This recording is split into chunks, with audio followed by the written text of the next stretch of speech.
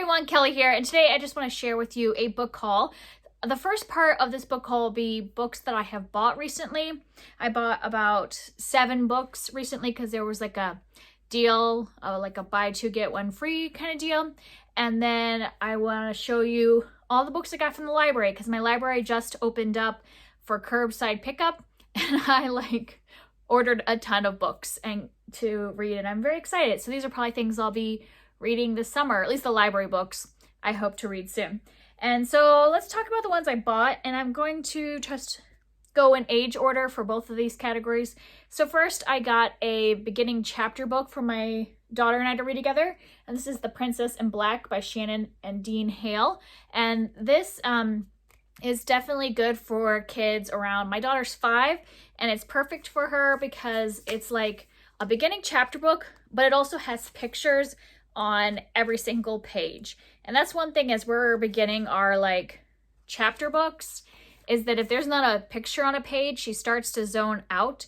And so I really like these ones that still have like a longer story, but have a picture on every page. We've already read this. She loved it. So I'm going to be buying more of the series. There's several books in this series, and it's just about a princess who by day is just like a normal princess. And then when she is called, she has like an emergency call thing, like piece of jewelry that tells her when there's an emergency, and she dresses as the Princess in Black and is a superhero. And so she has like her 2 lives, and it's just cute, fun. But if you have kids around that preschool age and are starting chapter books but still want ones with good pictures, that's a good one. And then I have one middle grade book, and it's More to the Story by Hina Khan. And this is one I was really excited about because I had read Amina's Voice by Hina Khan 2 years ago and loved it. So this is what I heard it as, is it's like a Little Women retelling, but with 4 girls who are Muslim.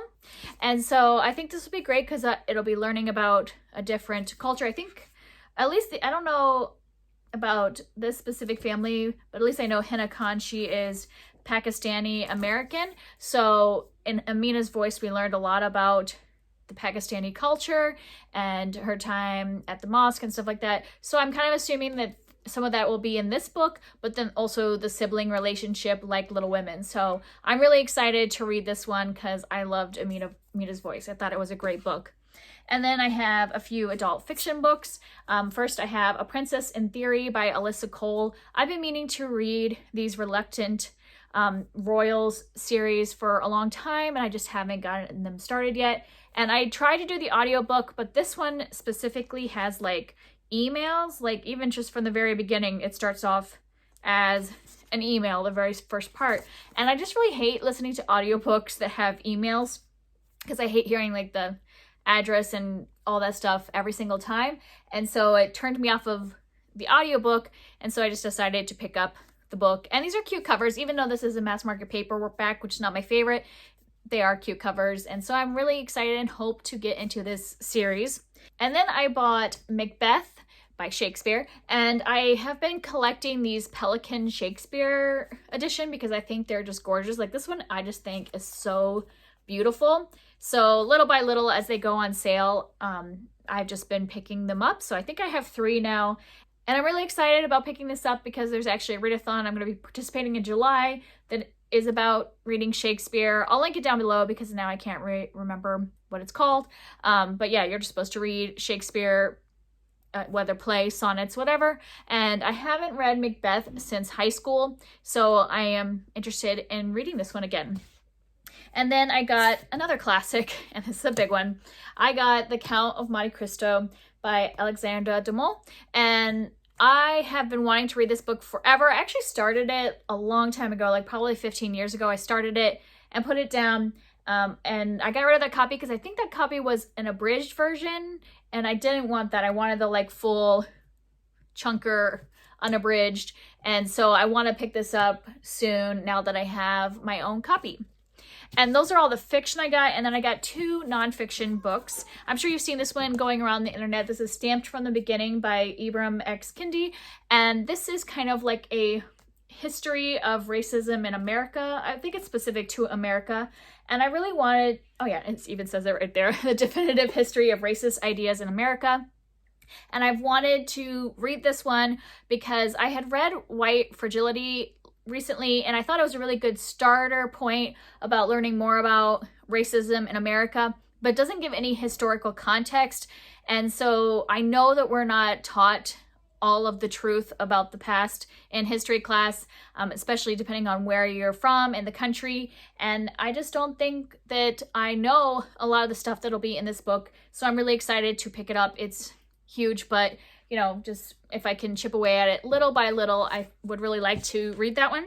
And the other one I haven't heard anybody talking about this because I know a lot of like anti-racism books are going around. I hadn't heard anything about this one, but it popped up as a recommendation on Amazon, and it sounds really interesting. It's called The Color of Promise by Jamar Tisby, and what this is about racism in the American church and how like the church has perpetuated the segregation of the church. And I think that's just so interesting. I'm really excited to read this because I'm a Christian and I go to a church that or have always grown up in a denomination that's definitely more socially liberal. So like I would expect that there'd be more diversity in my church, but there really isn't. Like even when I was living in a bigger city, it was still a very white congregation, and there were other churches in town that were like black churches. So it was like very segregated. And I've just always been really interested in why that is, why the church system is still very segregated even to this day. And so I am really excited to read this book soon and learn more about that. That was all the books I purchased, but now I want to show you my huge library haul because some of these are new releases, some are ones I'm really excited about and will be reading very soon, so you'll be seeing reviews soon. I'm going to also do this in order. I'm going to start with the middle grade books, then the teen books, and then the adult books. So first, in terms of middle grade, I have King and the Dragonflies by Kaysen Callender.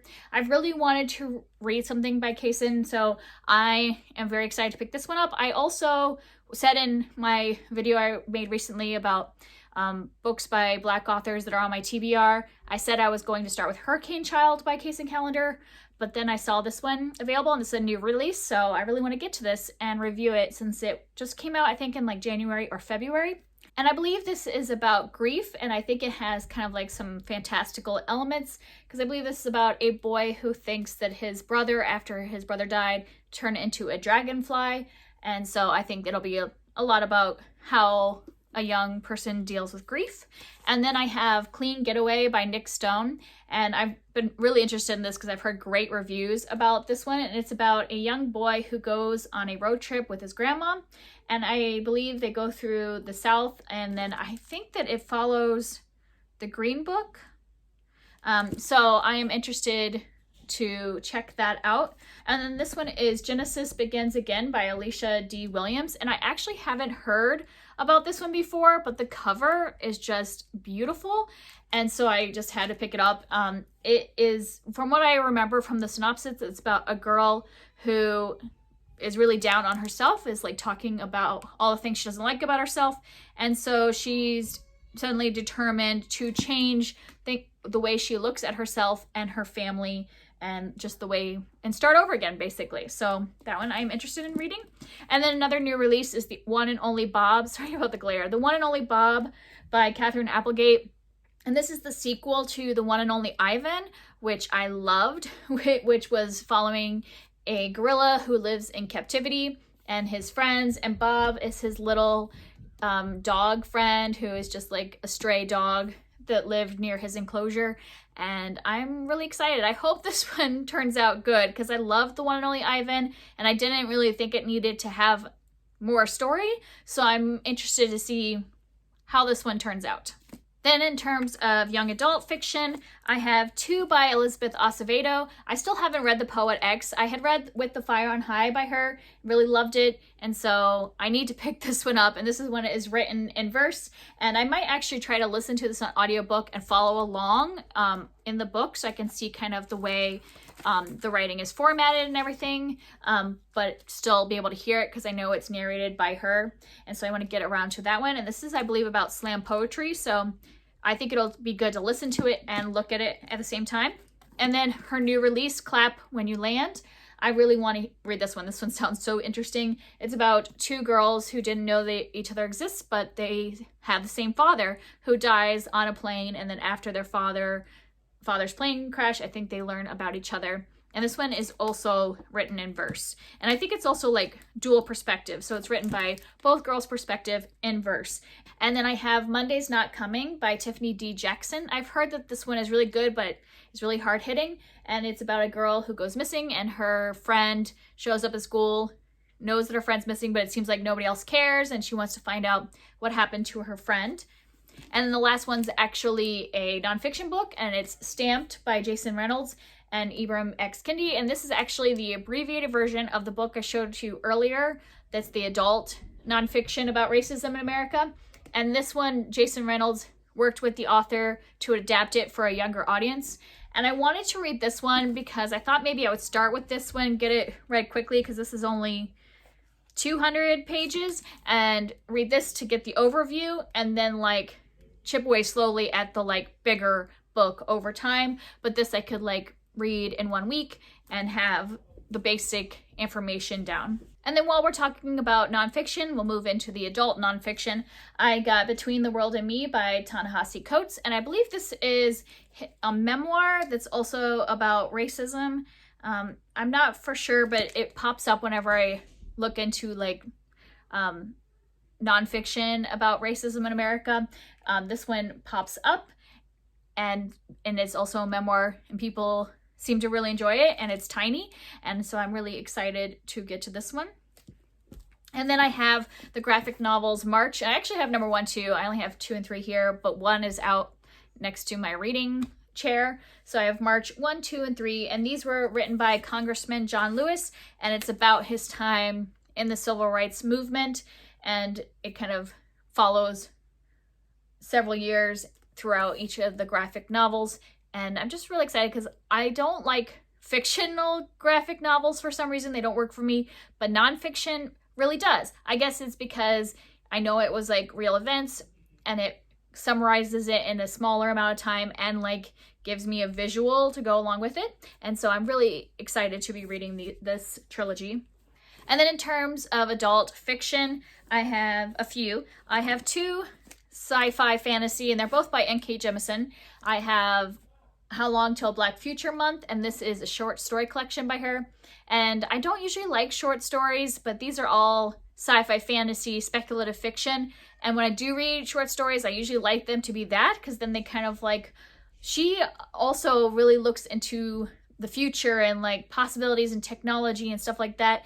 And so I'm very interested to see what kind of things she comes up with in these short stories.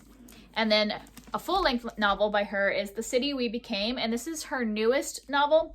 And I think it's about like a city that comes to life. Like it's about New York City becoming kind of like a breathing, living entity from what I can read in the flap. So I think it's gonna be weird, and I'm hoping interesting at the same time.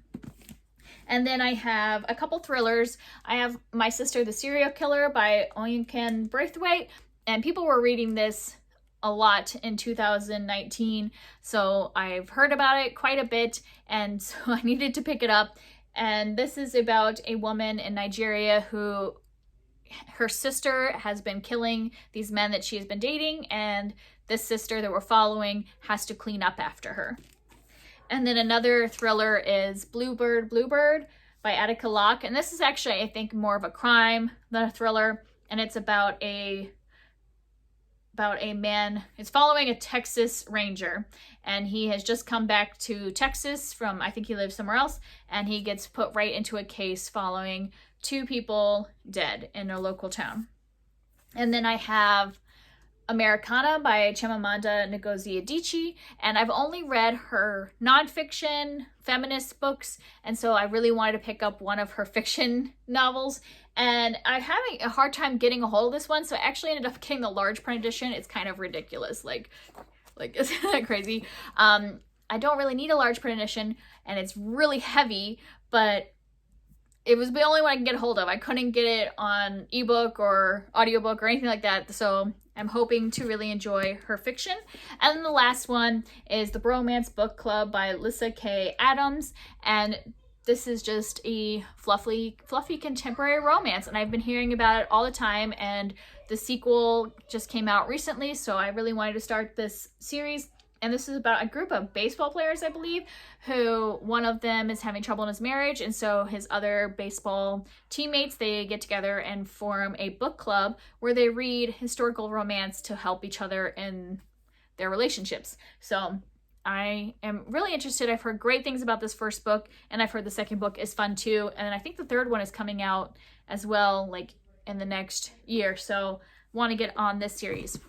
So those are all the books I have bought recently or got from the library. Like I said, these library books I hope to be reading over the course of the summer. So if there's any of them that you're really interested in me reviewing, let me know down below. I especially want to get to the new releases because I know a lot of people haven't been hearing about new releases lately because not a lot of ARCs were sent out because of COVID, or like people can't get a hold of new releases, so there might not be as many people reviewing them. So I'd really like to get to the new releases so you can find out if you want to purchase them or not.